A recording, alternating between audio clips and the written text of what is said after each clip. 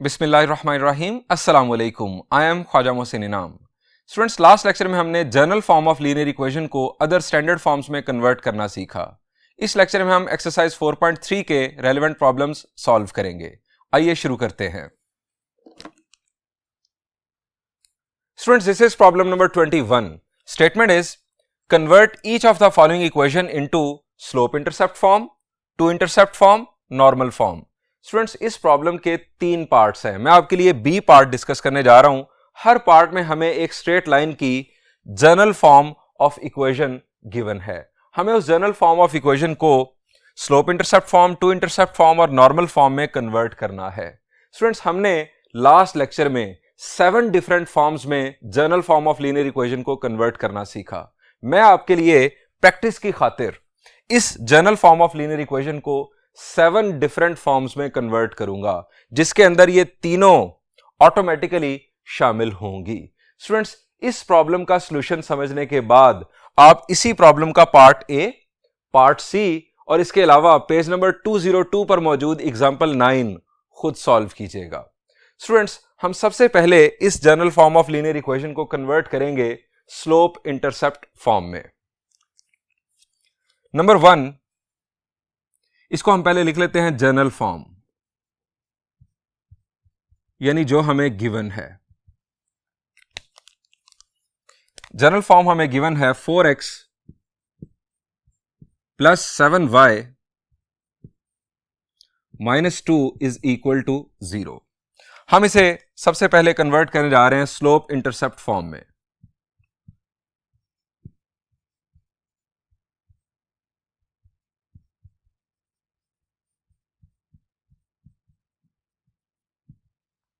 Students, recall करें slope intercept form क्या है। शाबाश जी, स्लोप इंटरसेप्ट फॉर्म है y is equal to mx plus c। Since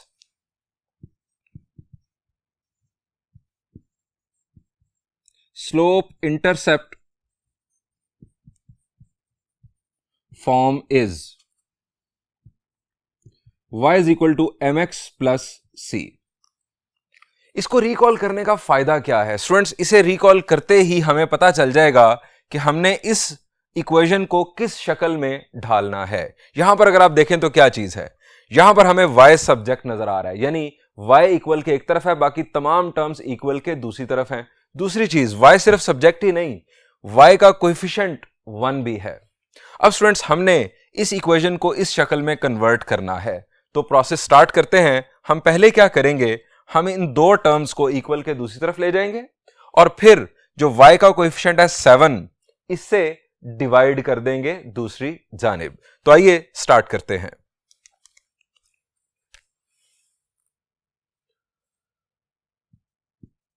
four x plus 7y minus 2 is equal to 0।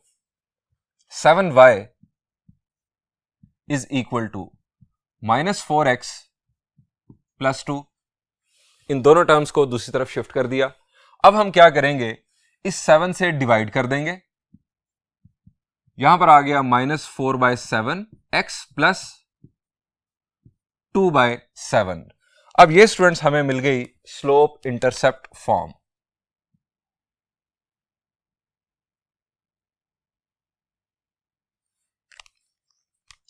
Is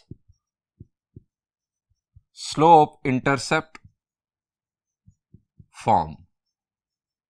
अब students, हम जरा ये भी डिस्कस कर लें कि स्लोप इंटरसेप्ट फॉर्म में कन्वर्ट करने का फायदा क्या है। स्टूडेंट्स, स्लोप इंटरसेप्ट फॉर्म में कन्वर्ट करते ही हमें उस लाइन की स्लोप भी मालूम हो जाती है और उसका y इंटरसेप्ट मालूम हो जाता है। यह है y is equal to m, यानी m है माइनस 4/7 x प्लस c, यानी यह है y इंटरसेप्ट की वैल्यू। हम यहां लिखेंगे here slope is equal to m is equal to minus 4/7, this is slope m, और उसके बाद है y intercept is equal to 2/7। ये 2 इंफॉर्मेशन हमें फौरन मिल जाती हैं। फर्ज करें आपको MCQ आता है और आपको डायरेक्ट ये इक्वेशन गिवन हो, और ये इक्वेशन गिवन हो, आपसे पूछा जाए कि आप इस लाइन की जिसकी ये इक्वेशन है स्लोप और y इंटरसेप्ट बता दो, तो आप फौरन देखें कि ये किस शक्ल में गिवन है, ये इक्वेशन क्या किसी स्टैंडर्ड फॉर्म से ताल्लुक रखती है। अगर आप गौर करेंगे तो आपको पता चल जाएगा कि ये y is equal to m x plus c form है। जैसे ही आपको ये पता चलेगा, आपको m की वैल्यू भी पता चल जाएगी और y इंटरसेप्ट की वैल्यू भी पता चल जाएगी। ये स्टूडेंट्स हमारी पहली फॉर्म मुकम्मल हुई। हम सेकंड नंबर पर डिस्कस करेंगे point slope form.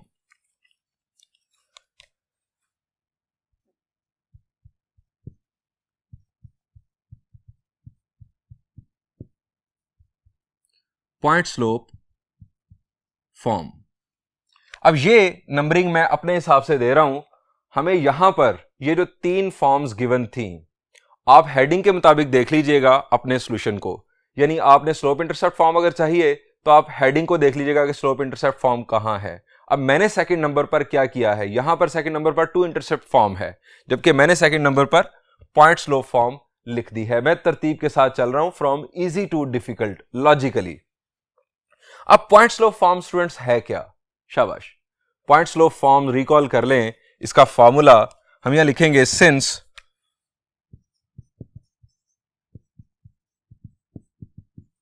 Point slope form is y minus y1 is equal to m into x minus x1। यह है पॉइंट स्लोप फॉर्म। हमें अपनी जर्नल फॉर्म को, यानी इस इक्वेशन को इस शक्ल में कन्वर्ट करना है। इस शक्ल में कन्वर्ट करने के लिए हमें क्या चाहिए? हमें पॉइंट चाहिए और हमें स्लोप चाहिए। स्लोप हमें मालूम हो चुकी है, हमने स्लोप इंटरसेप्ट फॉर्म में कन्वर्ट किया, हमें स्लोप मालूम हो चुकी है। अब स्टूडेंट्स हमें चाहिए पॉइंट। अब फर्स्ट फॉर्म में देखें, हमें y इंटरसेप्ट के बारे में पता चला था। y इंटरसेप्ट था 2/7। क्या y इंटरसेप्ट की बेस पर हम पॉइंट मालूम नहीं कर सकते? शाबाश, y इंटरसेप्ट की बेस पर हम पॉइंट मालूम कर सकते हैं। y इंटरसेप्ट को पॉइंट में कन्वर्ट कर लें। y इंटरसेप्ट होता क्या है?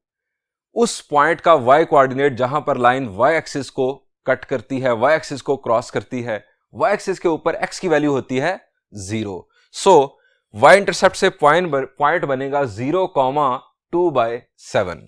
हम यह लिखेंगे as slope is equal to m is equal to -4/7। अब आपके ज़हन में सवाल आना चाहिए कि क्या अगर हमें डायरेक्ट पॉइंट स्लोप फॉर्म में कन्वर्ट करना हो तो क्या हम पहले स्लोप इंटरसेप्ट फॉर्म में कन्वर्ट करेंगे ताकि वहां से स्लोप को यहां पर शिफ्ट करें? The answer is no. आप ये काम डायरेक्ट भी कर सकते हैं।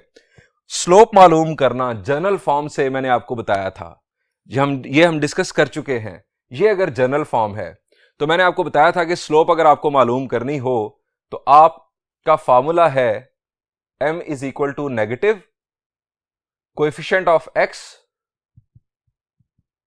Over coefficient of y। ये हमारे पास स्लोप का फॉर्मूला, स्लोप मालूम करने का। अब कोएफिशिएंट ऑफ x है 4, कोएफिशिएंट ऑफ y है 7, -4/7 हमारी बन रही है स्लोप। और इसी तरह y इंटरसेप्ट मालूम करने का हमारा फॉर्मूला है constant, negative constant over coefficient of y। ये हमारा है y इंटरसेप्ट मालूम करने का फॉर्मूला। आप अगर पहले स्लोप इंटरसेप्ट फॉर्म मालूम नहीं कर रहे और आपको डायरेक्ट पॉइंट स्लोप फॉर्म में कन्वर्ट करना है तो आप ये दो चीजें डायरेक्ट जर्नल फॉर्म से निकाल सकते हैं इन फार्मूलाज की बेस पर। इनको हमने दूसरी लैंग्वेज में भी पढ़ा था। कोएफिशिएंट ऑफ x को हम डिनोट करते हैं a से और कोएफिशिएंट ऑफ y को b से, और इसी तरह कांस्टेंट को c से। चूंकि ये हमारे पास है ax plus by plus c is equal to 0।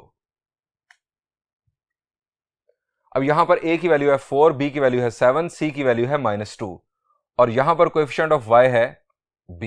ये हमारे फार्मूलाज हैं, ये कंसेप्चुअल फार्मूला है। ये आप याद रखेंगे तो आप जनरल फॉर्म से डायरेक्ट स्लोप और y इंटरसेप्ट मालूम कर सकते हैं। अब स्टूडेंट्स ये हमारे पास आ गई स्लोप। इसके बाद y इंटरसेप्ट हमारे पास है 2/7, सो point will B, y intercept से पॉइंट अभी हमने डिस्कस किया, बन जाएगा 0,2/7।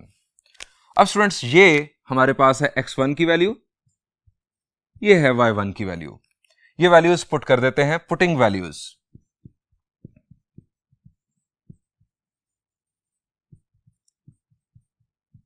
Point slope form, point slope form में ये वैल्यूज पुट करते हैं। y minus 2/7 is equal to m की वैल्यू माइनस 4/7, x माइनस 0।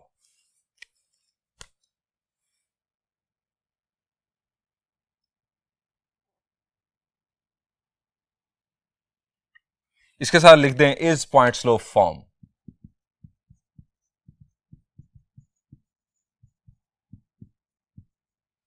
अब स्टूडेंट्स पॉइंट स्लोप फॉर्म से हमें यह सीखने को मिलता है कि अगर कोई इक्वेशन इस शक्ल में गिवन हो, y minus a number is equal to a number into x minus a number, तो समझ जाएं कि यहां पर माइनस के बाद ये y1 होगा, यहां पर माइनस के बाद होगा x1 और यहां पर मौजूद होगा स्लोप। अगर इस शक्ल में लीनियर इक्वेशन गिवन हो तो आपको पॉइंट के x और y कोऑर्डिनेट्स मिल रहे हैं और इसके अलावा उस लाइन की स्लोप मिल रही है। नेक्स्ट स्टूडेंट्स हम बढ़ते हैं टू इंटरसेप्ट फॉर्म की जानिब।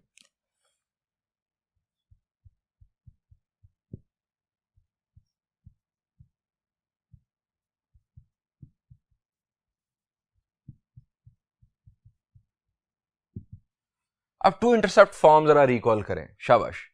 x over a plus y over b is equal to 1, और ये a और b वो नहीं है जो जनरल फॉर्म में हमने यहां पर डिस्कस किया कि a x का कोएफिशिएंट है, b y का कोएफिशिएंट है। ये a और b वो नहीं है, इनको उसके साथ कंफ्यूज नहीं करना। ये a जो है x over a plus y over b is equal to 1, a जो है ये x इंटरसेप्ट को डिनोट कर रहा है और b जो है ये y इंटरसेप्ट को डिनोट कर रहा है टू इंटरसेप्ट फॉर्म में।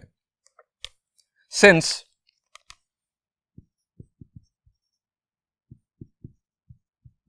टू इंटरसेप्ट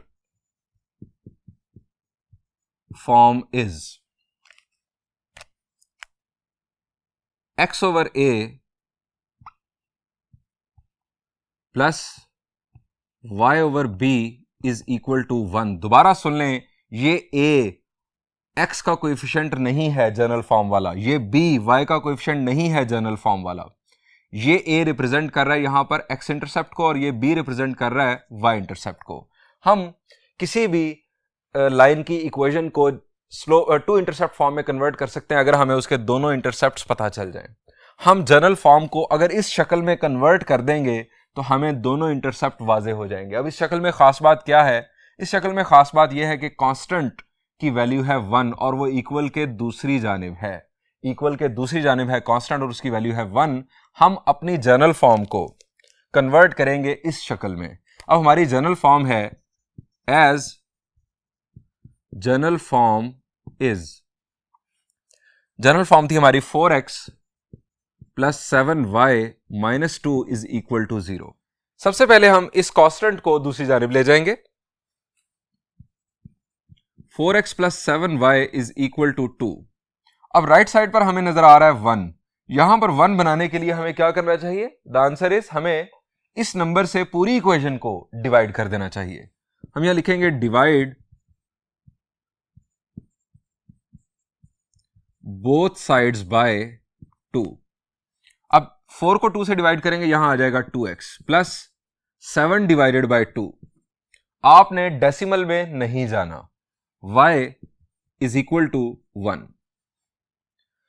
अब स्टूडेंट्स इसको अगर हम देखें तो न्यूमरेटर में x का कोएफिशिएंट 1 है और यहां पर भी y का कोएफिशिएंट 1 है। जो बेसिकली कोएफिशिएंट है वो डिनोमिनेटर में आ चुका है। अब हमने यहां पर 1 बनाना है, यहां पर भी 1 बनाना है। ये जो नंबर्स हैं इन्हें डिनोमिनेटर में किसी तरह शिफ्ट करना है। अब स्टूडेंट्स ये कैसे होगा? मैं आपसे एक बात पूछूंगा। फर्ज करें आपके पास लिखा है x ओवर 1/2, x ओवर 1/2। तो मुझे जरा बताएं कि ये 2 कहां जाएगा। शाबाश, 2 x के साथ मल्टीप्लाई हो जाएगा, यानी हम इसे लिखेंगे 2x। अब अगर 2x लिखा हुआ है, इसका मतलब है मैं इसे x ओवर 1/2 लिख सकता हूं। बिल्कुल इसी पैटर्न पर अगर आपके पास लिखा हो y ओवर 2/7, y ओवर 2/7, तो ये 7 कहां जाएगा। शाबाश, ये 7 मल्टीप्लाई हो जाएगा y के साथ, तो आप इसे लिखेंगे 7y/2। अब ये लिखा हुआ है 7y/2, इसका मतलब है कि ये 7 2 का डिनोमिनेटर बन सकता है इस अंदाज में। अब हम इसको कन्वर्ट कर रहे हैं इसी शक्ल में, हम इसे लिखेंगे x over 1/2 plus y over 2/7 is equal to 1। Students, ये आ गया हमारे पास x इंटरसेप्ट उस लाइन का, और ये आ गया उस लाइन का y intercept.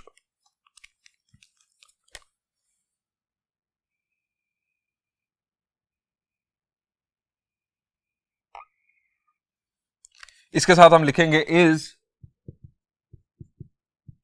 To intercept form. अब अलहदा से हम जिक्र भी कर देंगे x और y इंटरसेप्ट्स का। Here x intercept is equal to 1/2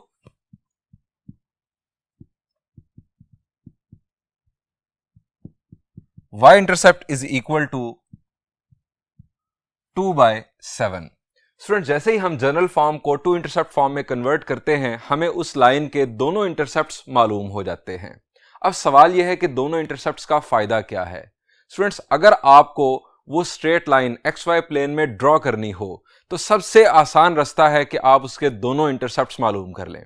दोनों इंटरसेप्ट्स मालूम करने का एक रास्ता तो यह है कि आप उस जनरल फॉर्म को टू इंटरसेप्ट फॉर्म में कन्वर्ट कर लें, जिस तरह अभी हमने कन्वर्ट किया। आपको दोनों इंटरसेप्ट्स वाज़े तौर पर मिल जाएंगे। या दूसरा रास्ता यह है कि अगर आपने x इंटरसेप्ट मालूम करना है तो y को 0 पुट कर दें, x की वैल्यू आ जाएगी, वो x की वैल्यू x इंटरसेप्ट होगा। और अगर आपने y इंटरसेप्ट मालूम करना है तो x को 0 पुट कर दें, जो y की वैल्यू आएगी वो y इंटरसेप्ट होगा। ये दो रास्ते हैं x और y इंटरसेप्ट मालूम करने के। XY प्लेन पर आप पहले x इंटरसेप्ट लोकेट करें। x इंटरसेप्ट जाहिर बात है x एक्सिस पर होगा, और इसी तरह से y इंटरसेप्ट लोकेट करें y एक्सिस पर। अब इन दोनों पॉइंट्स को आप ज्वाइन कर देंगे तो आपको वो स्ट्रेट लाइन मिल जाएगी। इंटरसेप्ट्स की मदद से स्ट्रेट लाइन ड्रॉ करना सबसे सिंपल वे होता है। स्टूडेंट्स, हम आ चुके हैं टू इंटरसेप्ट फॉर्म तक। अब हम डिस्कस करेंगे 2 पॉइंट फॉर्म, इसके बाद सिमेट्रिक, पैरामेट्रिक, और देन हम बढ़ेंगे नॉर्मल फॉर्म की जानिब।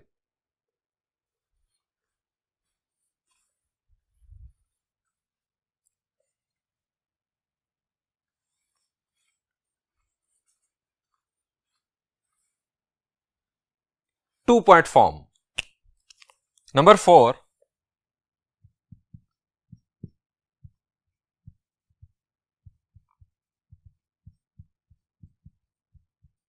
Two point form.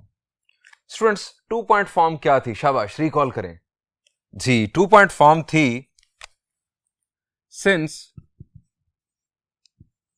y minus y1 is equal to y2 minus y1 over x2 minus x1 into x minus x1। ये थी 2 पॉइंट फॉर्म। आप यहां पर x2 अगर लिखें तो यहां पर आपको y2 लिखना होगा, यानी इसकी शक्ल बदली जा सकती है। इसके अलावा एक और चेंजिंग आप कर सकते हैं, आप यहां पर न्यूमरेटर में और डिनोमिनेटर में इन दोनों की जगह बदल लें। y1 माइनस y2 अगर आप लिखना चाहते हैं लिख सकते हैं, लेकिन डिनोमिनेटर में फिर x1 माइनस x2 लिखना होगा। इसके अलावा हमने इसकी डिटर्मिनेंट शक्ल भी पढ़ी थी, दूसरी शक्ल भी इसकी देखते हैं। और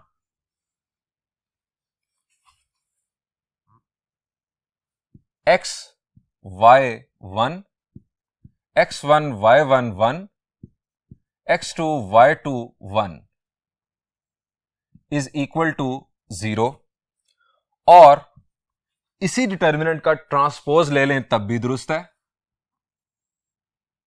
xy1, x1 y1 1, x2 y2 1। अब स्टूडेंट्स वाज़े तौर पर नजर आ रहा है कि हमें 2 पॉइंट फॉर्म में कन्वर्ट करने के लिए 2 पॉइंट्स चाहिए। स्टूडेंट्स एक रास्ता तो यह है कि जिस तरह से हम अपने पैटर्न पर चल रहे हैं, हमने इससे पहले 2 इंटरसेप्ट फॉर्म मालूम की। अब x इंटरसेप्ट हमारे पास मौजूद, y इंटरसेप्ट हमारे पास मौजूद, हम उन दोनों इंटरसेप्ट्स की बुनियाद पर 2 पॉइंट्स बना सकते हैं। बासानी आपको इंटरसेप्ट से पॉइंट बनाना आता है। दूसरी बात आपके जहन में आनी ये चाहिए कि सर हमने अगर 2 इंटरसेप्ट फॉर्म पहले मालूम नहीं की और हम डायरेक्ट 2 पॉइंट फॉर्म पर आ रहे हैं, तो स्टूडेंट्स आप कोई से 2 पॉइंट्स मालूम कर लें, उस लाइन के कोई से 2 पॉइंट मालूम कर लें। अब कोई से 2 पॉइंट्स मालूम करने का तरीकेकार क्या होगा? आप x को एक वैल्यू दें, उसके बदले में y की वैल्यू मिल जाएगी, ये आपके पास एक पॉइंट आ जाएगा। फिर आप x को कोई और डिफरेंट वैल्यू दें, उसके बदले में आपके पास y की एक नई वैल्यू आ जाएगी, ये आपके पास दूसरा पॉइंट आ जाएगा। आप y को वैल्यू देकर x की वैल्यू भी मालूम कर सकते हैं। आपके पास दोनों रास्ते हैं। आपने इनफैक्ट 2 पॉइंट मालूम करने हैं। स्टूडेंट सबसे बेस्ट स्ट्रेटेजी होती है कि आप दोनों इंटरसेप्ट ही मालूम करें। दोनों इंटरसेप्ट मालूम करने में कैलकुलेशन की बड़ी आसानी है। आपको x इंटरसेप्ट मालूम करना है, y को 0 पुट करेंगे, y इंटरसेप्ट मालूम करना है, x को 0 पुट कर देंगे। दोनों इंटरसेप्ट्स की बुनियाद पर आप डायरेक्ट 2 पॉइंट्स मालूम करके देन 2 पॉइंट फार्मूला यूज कर सकते हैं। स्टूडेंट्स मैं आपके सामने दोनों इंटरसेप्ट्स मालूम करता हूं। अब दोनों इंटरसेप्ट मालूम करने का फार्मूला भी आपको रिकॉल हो जाएगा। हम यहां लिखेंगे सिंस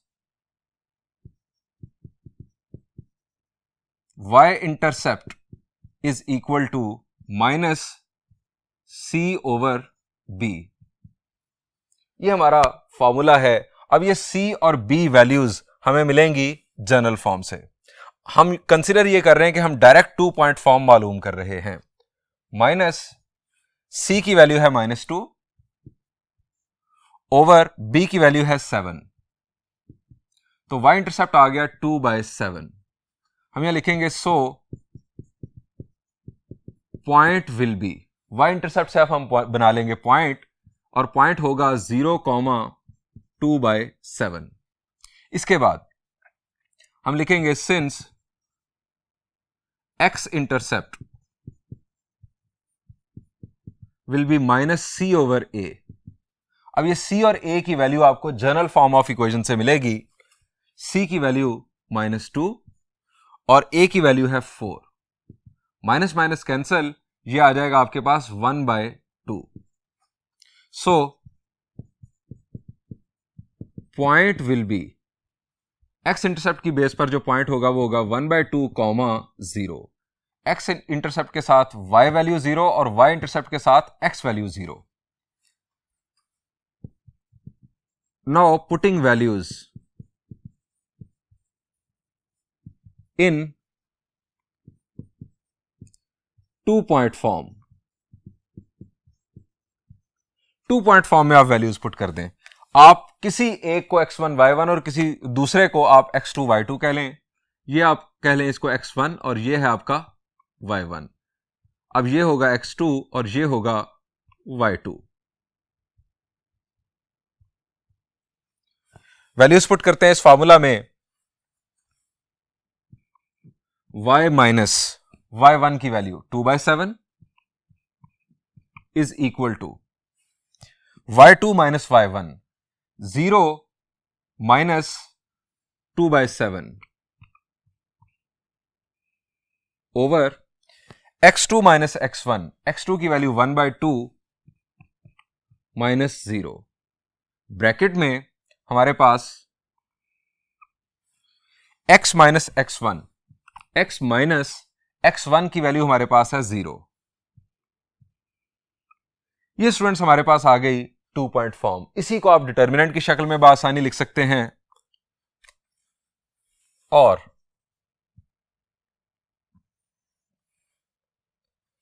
x1 y1 1, 0 2/7 1 और 1/2 0 1 इज इक्वल टू 0। और इसी का ट्रांसपोज ले लें, x y 1 0 2/7 1 1/2 0 1 इक्वल टू 0। ये स्टूडेंट्स हमारे पास आ गई 2 पॉइंट फॉर्म। अब यहां पर से याद रखिएगा कि अगर आपको इस तरह का कोई डिटर्मिनेंट गिवन हो जिसमें फर्स्ट रो x y 1 और थर्ड कॉलम 1 1 1 हो, या फर्स्ट कॉलम x y 1 और थर्ड रो 1 1 1 हो, और बाकी जो एंट्रीज हैं 4 एंट्रीज वो कांस्टेंट्स हो, वो नंबर्स हो, तो समझ जाएं कि ये किसी लीनियर इक्वेशन को डिटर्मिनेंट फॉर्म में कन्वर्ट किया गया है। अब उस लाइन के 2 पॉइंट्स अगर आपके पास इस पैटर्न में है तो जो एक पॉइंट होगा ये उसके x और y कोऑर्डिनेट्स होंगे और ये दूसरे पॉइंट के x और y कोऑर्डिनेट्स होंगे। और अगर इस पैटर्न में गिवन हो तो ये एक पॉइंट के x और y कोऑर्डिनेट्स और ये दूसरे पॉइंट के x और y कोऑर्डिनेट्स होंगे। ये आपको एमसीक्यू पूछा जा सकता है, थोड़ा सा एडवांस है लेकिन पूछा जा सकता है। स्टूडेंट्स 2 पॉइंट फॉर्म के बाद अब हम डिस्कस करेंगे symmetric form. Number 5 is symmetric form. अब सिमेट्रिक फॉर्म क्या है? सिमेट्रिक फॉर्म जरा रिकॉल करें, शाबाश। सिमेट्रिक फॉर्म थी since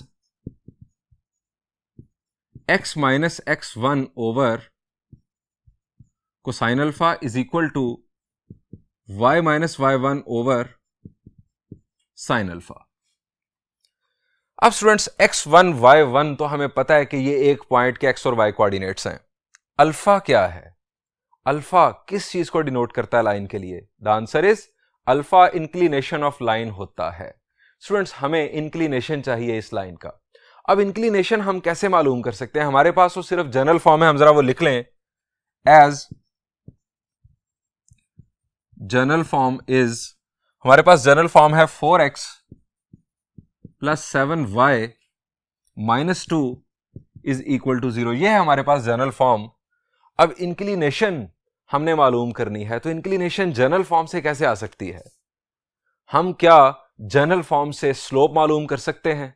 the answer is yes, हमें स्लोप का फार्मूला आता है। स्लोप का फार्मूला है माइनस a ओवर b, यानी coefficient of x over coefficient of y साथ minus.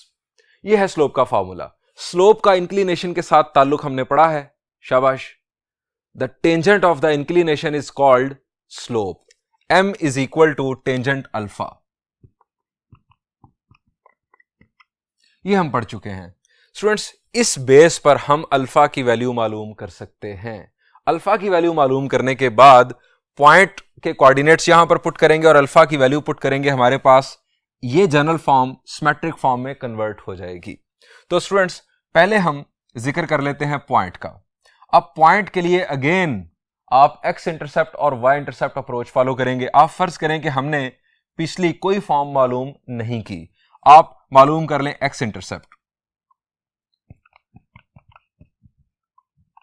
x intercept is equal to minus c over a। Minus c की value हमारे पास है -2 और a की वैल्यू है 4 और ये हमारे पास आ गया 1/2। सो पॉइंट विल बी, मैं आपको जिस तरह से करवा रहा हूं, अगर आपको इंडिपेंडेंटली कोई भी फॉर्म बनानी हो तो पिछली फॉर्म के साथ ताल्लुक जोड़े बगैर आप वो फॉर्म बना सकते हैं। So point will be 1/2, 0। उसके बाद slope is equal to m, हमारे पास होती है -a over b। Minus a की वैल्यू हमारे पास है 4 और b की वैल्यू है 7। स्लोप की वैल्यू आ गई -4/7। अब हम रिकॉल करेंगे, since m is equal to tangent of alpha and that is equal to -4/7। अब स्टूडेंट्स हमें अल्फा की वैल्यू मालूम करनी है। अब अल्फा की वैल्यू मालूम करने के लिए आपके जहन में फौरन आएगा कि सर -4/7 पर टेंजेंट इनवर्स अप्लाई कर दें। टेंजेंट इनवर्स ऑफ -4/7 आपके पास अल्फा की वैल्यू आ जाएगी। तो स्टूडेंट्स आप गलती करने जा रहे हैं। अब गलती क्यों करने जा रहे हैं? मैंने आपको बताया था, जहां पर हमने इंक्लिनेशन फाइंड आउट करना सीखी थी, एक्सरसाइज 4.3 के शुरू के प्रॉब्लम्स में हमने इंक्लिनेशन फाइंड आउट करना सीखी थी। वहां मैंने आपको बताया था कि अगर स्लोप नेगेटिव हो तो आपने नेगेटिव स्लोप पर डायरेक्ट टेंजेंट इनवर्स अप्लाई नहीं करना। उसकी वजह क्या है, मैं आपको दोबारा रिकॉल करवाता हूं। स्टूडेंट्स, अल्फा की रेंज क्या है? अल्फा की वैल्यू कहां से कहां तक हो सकती है? द आंसर इज, अल्फा की वैल्यू है 0 डिग्रीज से 180 डिग्रीज तक। 180 डिग्रीज इंक्लूडेड नहीं है। 0 से लेकर 180 डिग्रीज तक अल्फा की वैल्यू यानी इंक्लिनेशन की वैल्यू हो सकती है। अब टेंजेंट इनवर्स आप अप्लाई करने जा रहे हैं। टेंजेंट इनवर्स की रेंज क्या होती है? शाबाश, टेंजेंट इनवर्स की रेंज। अगर आप टेंजेंट इनवर्स की रेंज रिकॉल करें तो इट इज थीटा। फर्ज किया कि वो एंगल है जो इसकी रेंज है, it is from -90 degrees to 90 degrees. ये टेंजेंट इनवर्स की रेंज है। यहां पर लेस देन का symbol, theta is less than 90 degrees but greater than -90 degrees. आप -4/7 पर जब टेंजेंट इनवर्स अप्लाई करेंगे तो आपको जो एंगल मिलेगा that will be a negative angle. Negative angle inclination हो नहीं सकता, क्योंकि inclination is anti clockwise angle between line and positive x axis. आपको इंक्लिनेशन की वैल्यू उस सूरत में नहीं मिलेगी अगर स्लोप आपकी नेगेटिव होगी। अब हमें करना क्या होगा? स्टूडेंट्स, अगर स्लोप नेगेटिव होगी तो आप रेफरेंस एंगल के कंसेप्ट की तरफ जाएंगे, जो आपने चैप्टर नंबर 14 फर्स्ट ईयर में पढ़ा था। आप यहां से रेफरेंस एंगल मालूम करेंगे। रेफरेंस एंगल को देन आप ले जाएंगे क्वाड्रेंट के अंदर। अब किस क्वाड्रेंट के अंदर लेकर जाएंगे? हमारे पास अल्फा की वैल्यू 0 से ग्रेटर और 180 से लेस है, 0 शामिल भी है। इसका मतलब है कि अल्फा की value positive x axis, first quadrant, y axis और सेकंड क्वाड्रेंट में हो सकती है। अब टेंजेंट नेगेटिव होता है सेकंड क्वाड्रेंट में। हम उस रेफरेंस एंगल को सेकंड क्वाड्रेंट में ले जाएंगे और अल्फा की वैल्यू मालूम कर लेंगे। तो स्टूडेंट्स, मैं आपको ये वर्किंग करके बताता हूं।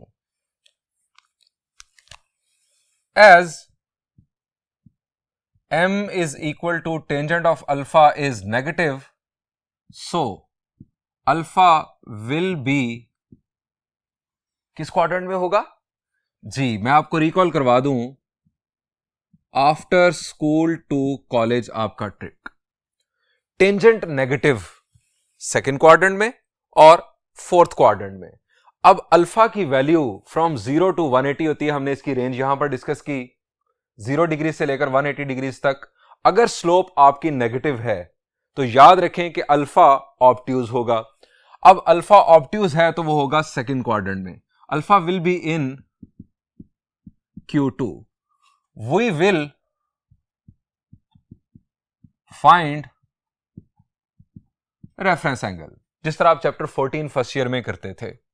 रेफरेंस एंगल मालूम करने के लिए आप इनवर्स ट्रिग्नोमेट्रिक फंक्शन अप्लाई करते थे एब्सोलूट वैल्यू पर, यानी माइनस को हम इग्नोर करेंगे। 4/7 पर हम इनवर्स टेंजेंट फंक्शन अप्लाई कर देंगे।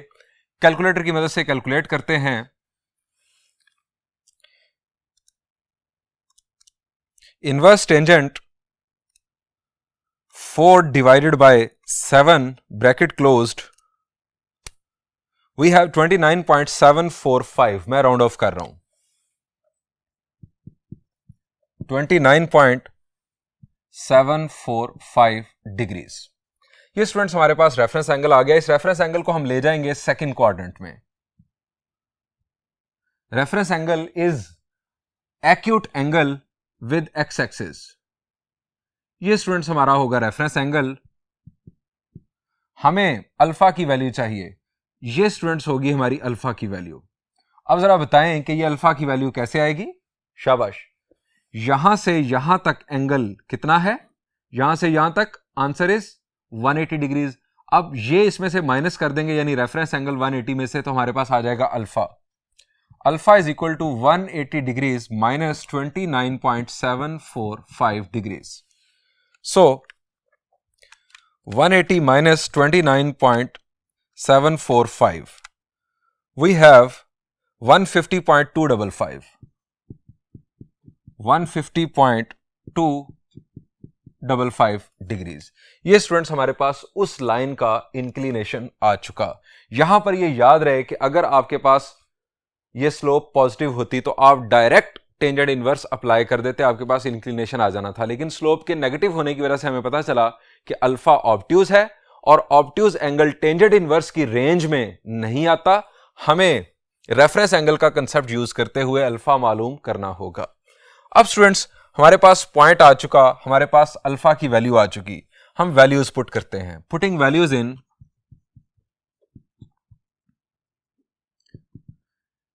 सिमेट्रिक फॉर्म,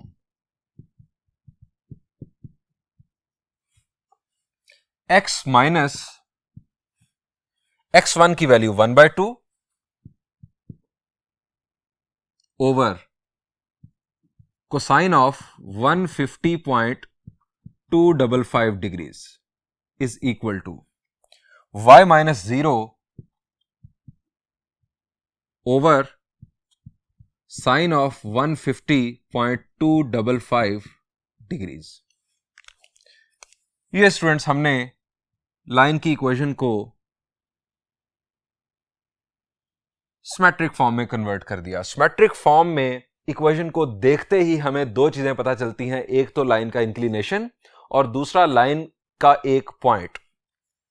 जब भी आपको इस स्टाइल में यानी x minus a number over cosine of angle और वही एंगल इधर साइन के साथ और ऊपर y माइनस समथिंग नंबर, जब भी इस शक्ल में इक्वेशन गिवन हो तो समझ जाएं कि ये जो नंबर्स हैं ये बुनियादी तौर पर एक पॉइंट के x और y कोऑर्डिनेट्स हैं। ये होगा x कोऑर्डिनेट और ये होगा y कोऑर्डिनेट और नीचे जो सेम एंगल है वो अल्फा होगा। मैं आपको एक एग्जांपल भी दे देता हूं।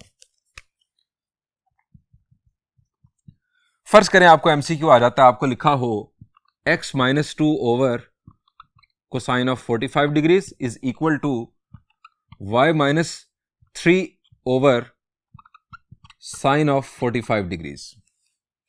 स्टूडेंट्स कहा जाता है कि आप इस लाइन का एक पॉइंट बता दें और इस लाइन का इंक्लिनेशन बता दें तो समझ जाएं कि ये जो शक्ल है ये सिमेट्रिक फॉर्म है।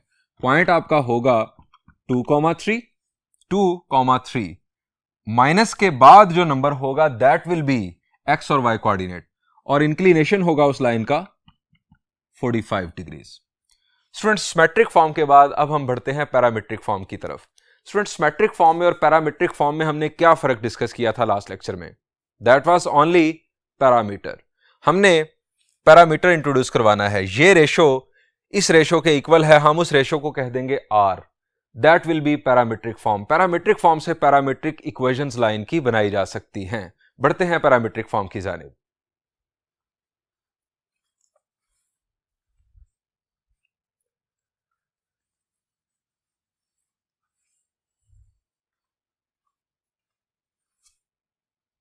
स्टूडेंट्स पैरामीट्रिक फॉर्म रिकॉल कर लें।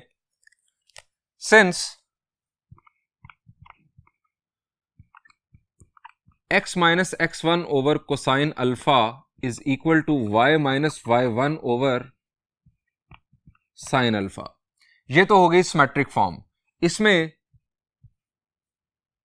इन दो रेशोज को अगर हम कह दें r, और r भी बुनियादी तौर पर क्या है, मैंने आपको बताया था कि r is directed distance between arbitrary point and given point. जिस पॉइंट के कोऑर्डिनेट्स हैं x1 y1, उस पॉइंट यानी x1 y1 और arbitrary point that is x, y, इन दो पॉइंट्स के दरमियान डायरेक्टेड डिस्टेंस को हम कहते हैं r। हम अगर सिमेट्रिक फॉर्म में कन्वर्ट कर चुके हैं तो हमें जस्ट r को इंट्रोड्यूस करवाना है, हमें मिल जाएगी parametric form.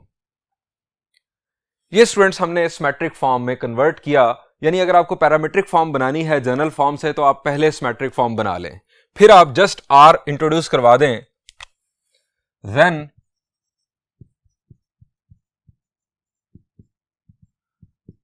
parametric form will be x minus 1/2 over cosine of 150.255 degrees is equal to y minus 0 over sine of 150.255 degrees is equal to r। ये आ गई हमारे पास पैरामीट्रिक फॉर्म। अब स्टूडेंट्स यहां पर एक बात आपको बताता हूं कि ये हमने y1 और ये x1 की वैल्यू यहां पर यूज की। आप पॉइंट के कोऑर्डिनेट्स बदल भी सकते हैं। आप कोई भी ऐसा पॉइंट ले लें जो उस लाइन पर हो और कोई भी पॉइंट मालूम करने के लिए आप यहां पर इस जनरल फॉर्म में x को एक वैल्यू दें और उसके बदले में y की वैल्यू हासिल कर लें।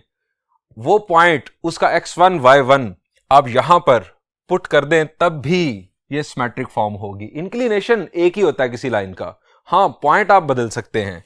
यहां पर पॉइंट कोई भी आप लाके पुट कर दें लाइन का, तब भी ये पैरामीट्रिक फॉर्म ही रहेगी, तब भी ये सिमेट्रिक फॉर्म ही रहेगी। स्टूडेंट्स, पैरामीट्रिक फॉर्म का फायदा क्या होता है कि हम उससे स्ट्रेट लाइन की पैरामीट्रिक इक्वेशंस बना लेते हैं। जिस तरह हमने चैप्टर 1 में सर्कल, इलिप्स की पैरामीट्रिक इक्वेशंस पढ़ी, इस तरह से हम स्ट्रेट लाइन की पैरामीट्रिक इक्वेशंस भी बना सकते हैं। Now parametric equations of line will be. आपको पैरामीट्रिक इक्वेशंस का फॉर्मूला रिकॉल करवाता हूं। x is equal to r cosine of alpha plus x1 और y is equal to r sine of alpha plus y1। और ये formulas कहां से बने थे? ये कोसाइन ऑफ अल्फा r के साथ मल्टीप्लाई हो जाएगा, x1 दूसरी तरफ जाकर ऐड हो जाएगा। इसी तरह साइन अल्फा r के साथ मल्टीप्लाई हो जाएगा और ये y1 दूसरी तरफ जाकर ऐड हो जाएगा। इस तरह से ये दो फार्मूलाज बने थे। इन फार्मूलाज में आप वैल्यूज पुट कर दें, आपके पास पैरामीट्रिक इक्वेशंस आ जाएंगी, या आप डायरेक्ट इसको देखकर भी बना सकते हैं। यहां से x is equal to r के साथ मल्टीप्लाई हुआ कोसाइन ऑफ 150.255 डिग्रीज प्लस 1/2 और दूसरी तरफ y is equal to r sine of 150.255 degrees plus 0. Here r is directed distance between point x1 y1 and इसको मैं p1 कह देता हूं, and arbitrary point P x, y। Students, ये हमारे पास आ गई पैरामीट्रिक इक्वेशंस इस लाइन की। अब इन पैरामीट्रिक इक्वेशंस का यूज क्या है? स्टूडेंट्स, इन पैरामीट्रिक इक्वेशंस का यूज समझने के लिए मैं आपको ले चलता हूं XY प्लेन पर। ये स्टूडेंट्स हमारा XY प्लेन, ये हमने ये लाइन ड्रॉ कर दी जिसकी जनरल फॉर्म हमें गिवन थी। हमने x इंटरसेप्ट और y इंटरसेप्ट को यूज करते हुए ये लाइन पहले भी ड्रॉ की थी, अब हमने दोबारा ड्रॉ कर दी। स्टूडेंट्स, ये मैंने इसका इंक्लिनेशन शो कर दिया और इसके बाद मैंने ये जो पॉइंट मैंने यूज किया इनफैक्ट इन पैरामीट्रिक इक्वेशंस के अंदर, दैट वाज 1/2, 0, ये पॉइंट शो कर दिया। स्टूडेंट्स, अब फर्ज करें कि आप इस पॉइंट से 2 यूनिट्स डिस्टेंस पर एक पॉइंट के कोऑर्डिनेट्स मालूम करना चाहते हैं। इस गिवन पॉइंट से 1/2, 0 से 2 यूनिट्स डिस्टेंस पर आप एक और पॉइंट के कोऑर्डिनेट्स मालूम करना चाहते हैं। तो स्टूडेंट्स, ये दो पॉसिबल पॉइंट्स हो सकते हैं, एक इस पॉइंट के राइट साइड पर और एक इस पॉइंट के लेफ्ट साइड पर। ये जो 2 यूनिट्स डिस्टेंस है ये r की वैल्यू होगी। आप ये r की वैल्यू इन पैरामीट्रिक इक्वेशंस में पुट करेंगे तो आपको x और y कोऑर्डिनेट्स मिल जाएंगे उस पॉइंट के। अगर r की वैल्यू पॉजिटिव पुट करेंगे तो एक जानिब वाले पॉइंट के कोऑर्डिनेट्स मिल जाएंगे, और अगर आप r की वैल्यू को नेगेटिव पुट करेंगे तो दूसरी जानिब वाले पॉइंट के कोऑर्डिनेट्स मिल जाएंगे। आप r की वैल्यू को चेंज करते रहें, आपको पॉइंट्स मिलते चले जाएंगे। यानी आप इस लाइन के जितने पॉइंट्स मालूम करना चाहते हैं, आप इन पैरामीट्रिक इक्वेशंस की बेस पर r की वैल्यू को चेंज करते हुए मालूम कर सकते हैं। फिक्स किसने रहना है? गिवन पॉइंट ने और इंक्लिनेशन ने। हां, आप गिवन पॉइंट को भी चेंज कर सकते हैं, वो कोई मसला नहीं। आप लाइन का कोई और पॉइंट यहां पर फिक्स कर लें और फिर उस पॉइंट से r यूनिट डिस्टेंस पर आप आर्बिट्रेरी पॉइंट्स मालूम करने शुरू कर सकते हैं। स्टूडेंट्स, हम आ चुके हैं पैरामीट्रिक इक्वेशन तक, अब सिर्फ और सिर्फ रह गई है नॉर्मल फॉर्म। आइए अब नॉर्मल फॉर्म डिस्कस करते हैं।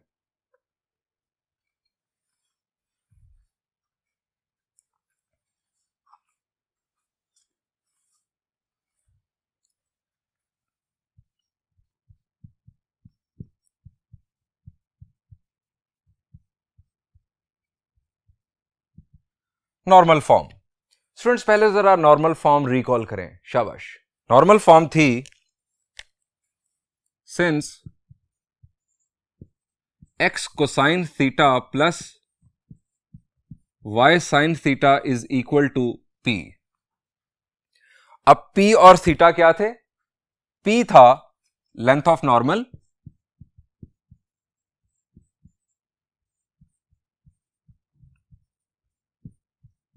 फ्रॉम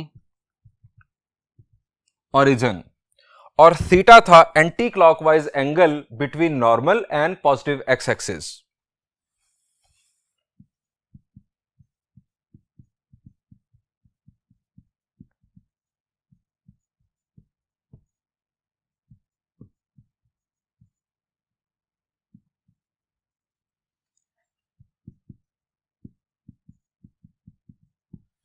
स्टूडेंट्स, हमारी बुक में गलती की गई है, जहां पर नॉर्मल फॉर्म डिस्कस की गई वहां पर इस थीटा को लिखा गया है अल्फा। हालांकि अल्फा हमारे इस चैप्टर में इंक्लिनेशन को डिनोट किया जा रहा है, और लिखा भी इसे इंक्लिनेशन गया है, यानी इसे कहा जा रहा है कि ये इंक्लिनेशन है नॉर्मल का। हालांकि ये बात गलत है, ये नॉर्मल का इंक्लिनेशन नहीं है। इंक्लिनेशन की रेंज फ्रॉम 0 टू 180 डिग्रीज होती है, जबकि इस एंगल की रेंज 0 से 360 डिग्रीज तक है। थीटा यहां पर हम लिख लेते हैं, थीटा इज ग्रेटर देन और equal to 0 degrees but less than 360 degrees, यानी ये इंक्लिनेशन ऑफ द नॉर्मल नहीं है। अब स्टूडेंट्स, हमें यहां पर थीटा की वैल्यू मालूम करनी है और हमें यहां पर इस नॉर्मल की लेंथ मालूम करनी है। स्टूडेंट्स, ये दो वैल्यूज अगर हम मालूम कर लेंगे तो हम यहां पर वैल्यूज पुट करके इस जनरल फॉर्म को नॉर्मल फॉर्म में कन्वर्ट कर चुके होंगे। अब हमने लास्ट लेक्चर में ये वैल्यूज मालूम करने के फार्मूलाज डिस्कस किए थे। मैंने आपको कहा था कि आपको वो फार्मूलाज याद रखने हैं। लेंथ ऑफ नॉर्मल का फार्मूला, कोसाइन थीटा का फार्मूला और साइन थीटा का फार्मूला। मैं आपको रिकॉल करवाता हूं। Since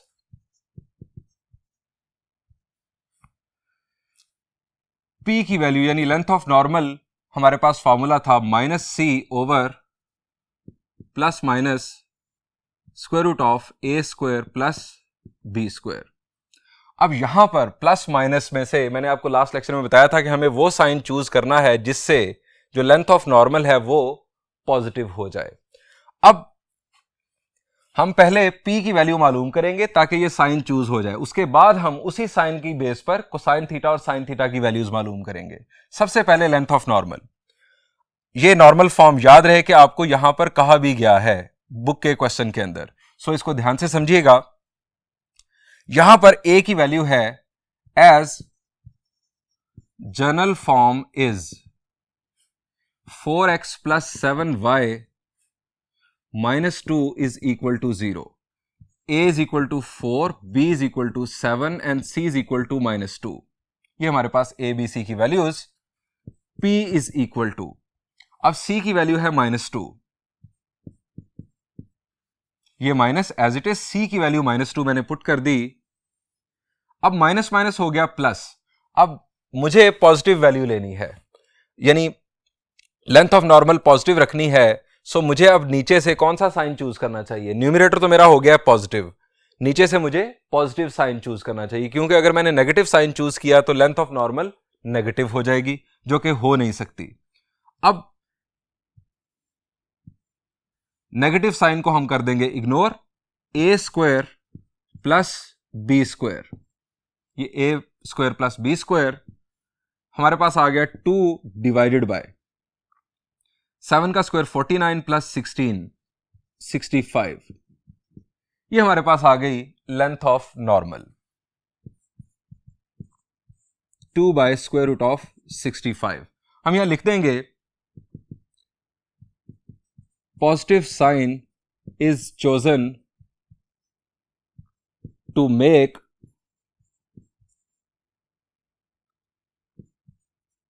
length of normal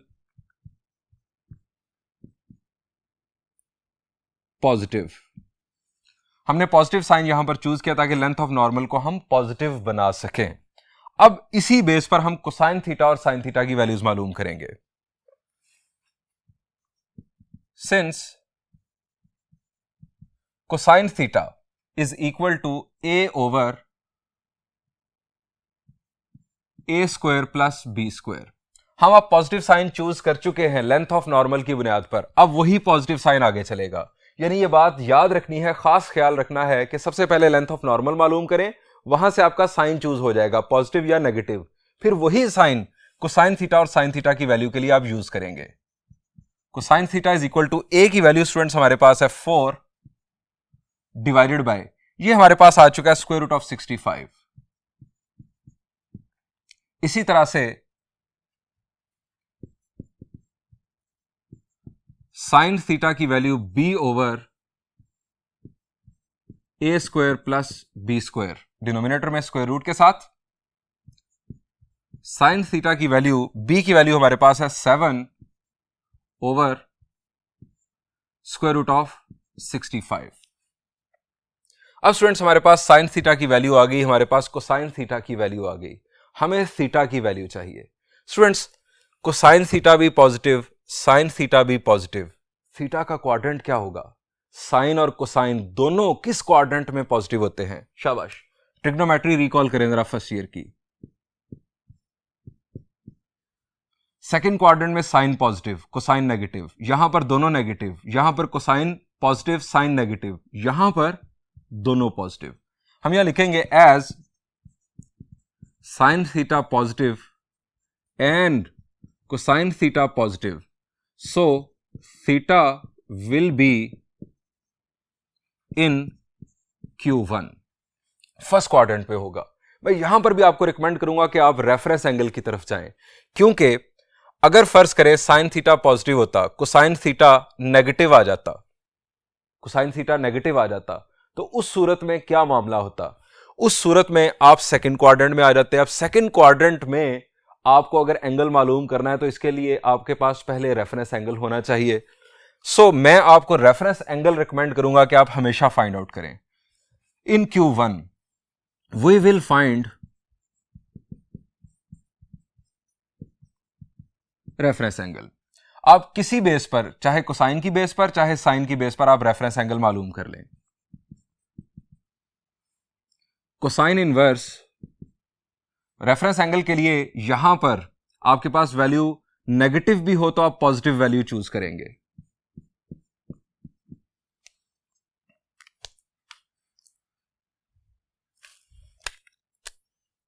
cosine inverse fraction numerator में 4 और डिनोमिनेटर में square root of 65, bracket closed,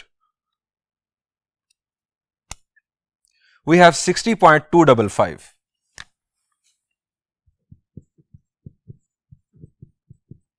ये हमारे पास एंगल ऑफ नॉर्मल आ गया 60.255। ये इनफैक्ट रेफरेंस एंगल है, लेकिन फर्स्ट क्वाड्रेंट में हमारे पास यही वैल्यू आ जाएगी। फर्स्ट क्वाड्रेंट में जब हम रेफरेंस एंगल को लेकर जाएंगे, ये हमारा रेफरेंस एंगल, तो यही हमारा थीटा होगा, क्योंकि फर्स्ट क्वाड्रेंट के अंदर रेफरेंस एंगल थीटा के इक्वल होता है। Theta is equal to reference angle, region in Q1। Theta की वैल्यू हमारे पास आ गई 60.255 डिग्रीज। अब हमारे पास लेंथ ऑफ नॉर्मल आ चुकी है, थीटा आ चुका है, angle of normal. Putting values इन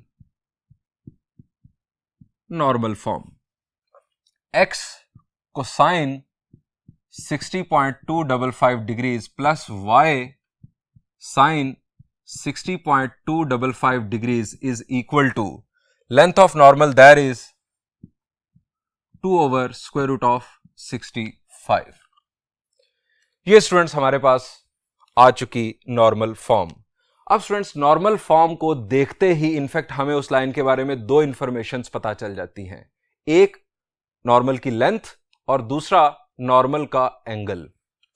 फर्ज करें मैं आपको एक एग्जांपल देता हूं, लिखा हो x cosine of 30 plus y sine of 30 is equal to 5। अगर आपको ये इक्वेशन गिवन हो और आपसे कहा जाए कि आप उस लाइन के नॉर्मल की लेंथ बता दें और उस लाइन के नॉर्मल का एंगल बता दें, तो स्टूडेंट्स फौरन समझ जाएं कि ये है आपके पास थीटा, यानी 30 डिग्रीज नॉर्मल का एंगल है, और ये है नॉर्मल की लेंथ, दैट इज 5। यह है स्टूडेंट्स नॉर्मल फॉर्म का यूज। स्टूडेंट्स यहां पर इस लेक्चर को एंड करते हैं। इंशाल्लाह नेक्स्ट लेक्चर में हम कुछ मजीद कंसेप्ट्स और प्रॉब्लम्स डिस्कस करेंगे। Thank you and Allah Hafiz.